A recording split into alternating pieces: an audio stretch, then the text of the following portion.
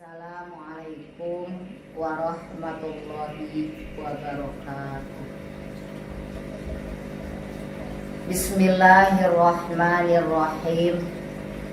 Faslun wa furudul wudu'i sittatu asya'a. An-niyatu 'inda ghuslil wajhi wa ghuslul wajhi wa ghuslul yadaini ilal mirfaqaini wa mashu ba'dir ra'si wa ghuslur rijlaini ma'al ka'baini wa tartibu ala ma dzakarna. Pasal ini menjelaskan tentang macam-macam fardu wudu. Fardu wudu kedudukannya sama dengan rukun dalam sholat. Jadi wajib dilakukan, dan apabila salah satunya ditinggalkan maka bisa menjadikan perbuatannya tidak sah. Fardu wudu semua ada 6 perkara atau 6 macam.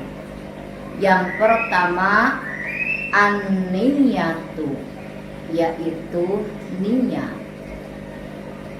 Apakah itu niat? Niat adalah menyengaja melakukan sesuatu bersamaan dengan melakukannya.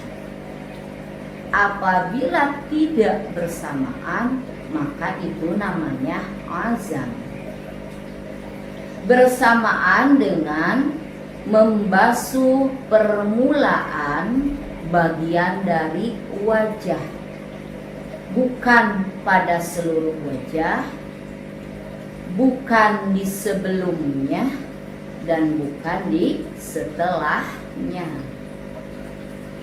Salah satu contoh lafaz wudu antara lain nawaitul wudu'a li raf'il hadatsil asghari fardhon lillahi ta'ala, atau nawaitul wudu'a istibahati fardhis sholati fardhon lillahi ta'ala.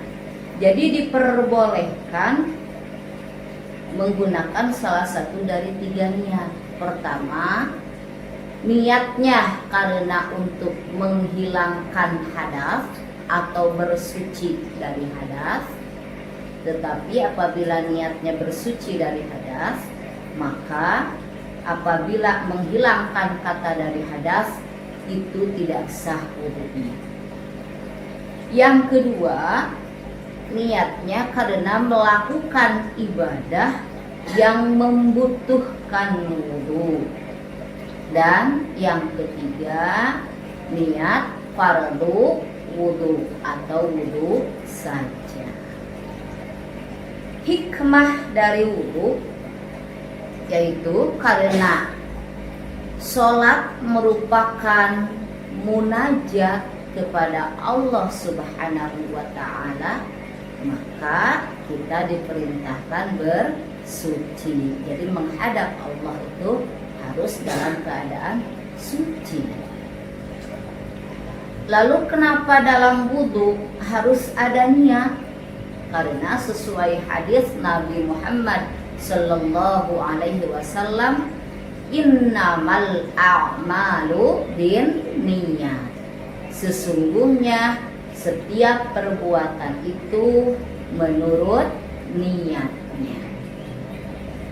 Lalu kapankah niat wudu? Apabila tidak diperbolehkan membasuh wajah karena sakit, maka pada saat apa melakukan niatnya, melakukan atau membaca niatnya, yaitu niatnya beserta dengan permulaan membasuh anggota wudhu setelah membasuh wajah. Sehingga apabila yang dibasuhnya hanya diperbolehkan kaki saja, maka niatnya ialah saat membasuh kaki. Bagaimana niat wudhu untuk wajah yang diperban? Maka diusap perbannya memakai air dan disertai dengan minyak.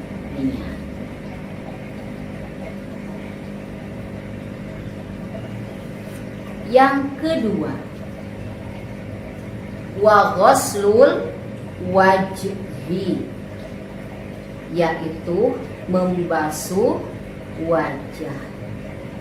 Batasan wajah ada dua, panjang dari atas ke bawah dan lebar dari kanan ke kiri. Untuk batasan wajah yang harus terbasuh ketika wudhu dari atas ke bawah, yaitu dari batas tumbuhnya rambut secara umum dan berakhir ujungnya pada kedua sisi dagu, yaitu tulang penopang tumbuhnya gigi bawah atau ujung dagu. Ini untuk batasan wajah dari atas ke bawah. Lalu kemudian untuk lebar dari kanan ke kiri, yaitu wajah yang ada di antara kedua telinga, yaitu dari telinga kanan sampai ke telinga kiri. Dan itu semua harus terbasuh, termasuk benda-benda atau rambut yang ada pada wajah, baik yang tipis maupun yang tebal, seperti alis, bulu mata, kumis, jenggot, itu semua harus terbasuh. Jenggot laki-laki yang tebal, sekiranya lawan bicara tidak bisa melihat kulit dari selak-selaknya, maka cukup membasuh bagian luarnya saja. Dan sebaliknya untuk jenggot yang tipis, sekiranya lawan bicara dapat melihat kulitnya, maka itu wajib membasuh hingga kulitnya. Dan berbeda untuk jenggot perempuan atau khunsa, yaitu yang mempunyai jenis kelamin dua. Maka itu wajib membasuhnya hingga kulit meskipun jenggotnya tebal. Karena apa? Karena ini sesuatu yang langka terjadi. Di samping itu juga disunnahkan untuk perempuan mencukurnya.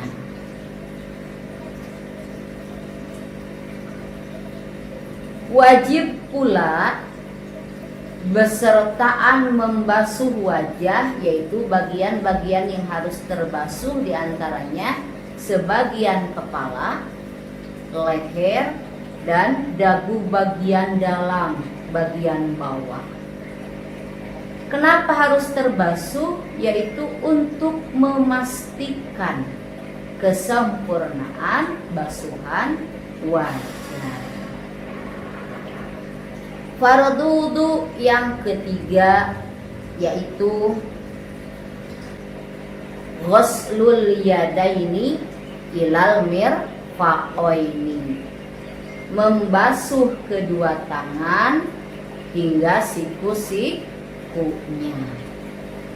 Siku adalah tempat bertemunya tulang lengan atas dan lengan bawah.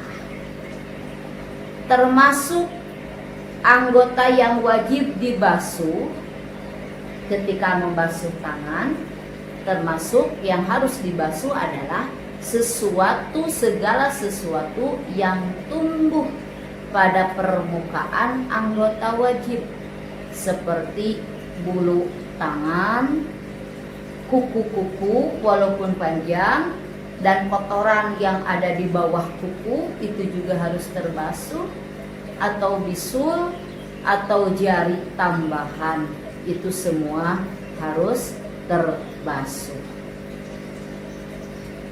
Fardu wudu yang selanjutnya mashu ba'dir ra'si, mengusap sebagian kepala, yaitu membasahi sebagian kepala atau rambut kepala walaupun itu hanya satu helai rambut. Karena tujuan dari mengusap itu adalah basah, maka mengusap boleh diganti dengan membasuh. Karena tujuan dari membasuh juga sudah tercapai sama dengan tujuan mengusap. Lalu tidak harus selalu dengan tangan mengusapnya, bisa dengan kain juga, bisa dengan benda-benda yang lainnya. Bahkan bisa juga hanya meletakkan tangan yang basah pada kepala tanpa menggerakkannya, itu juga diperbolehkan. Kenapa cukup meletakkan tangan yang basah saja tanpa menggerakkannya? Karena tercapainya maksud dengan meletakkan tangan, yaitu mengusap, karena tidak disyaratkan harus menggerakkan tangan. Kemudian fardu wudu yang selanjutnya adalah ghuslur rijlaini ilal ka'baini, membasuh kedua kaki hingga mata kaki. Agar kaki dapat terbasuh dengan sempurna, maka sebagian betis juga harus ikut dibasuh. Tujuannya untuk apa? Sama tujuannya, untuk meyakinkan kesempurnaan basuhan. Termasuk apabila anggota kaki yang masih dibasuh itu bulu-bulunya, atau ada jari tambahan juga, atau juga ada bisul, seperti itu.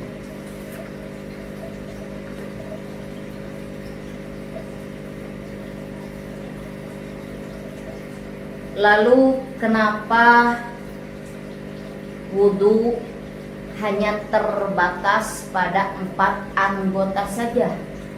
Yaitu tadi membasuh wajah, berarti wajah, membasuh kedua tangan, berarti yang kedua tangan, mengusap sedikit kepala, bagian kepala, berarti kepala, dan yang terakhir ialah membasuh kaki. Kenapa hanya terbatas pada 4 anggota itu saja? Karena anggota itulah tempat terjadinya dosa. Atau dulu Nabi Adam alaihi salam menghadap pada pohon terlarang dengan wajahnya, berjalan mendekati pohon tersebut dengan kakinya, kemudian memetik dengan tangannya dan menyentuh daunnya dengan kepalanya. Itu 6 macam fardu. Wa sunanuhu asyaratu asya'a. Adapun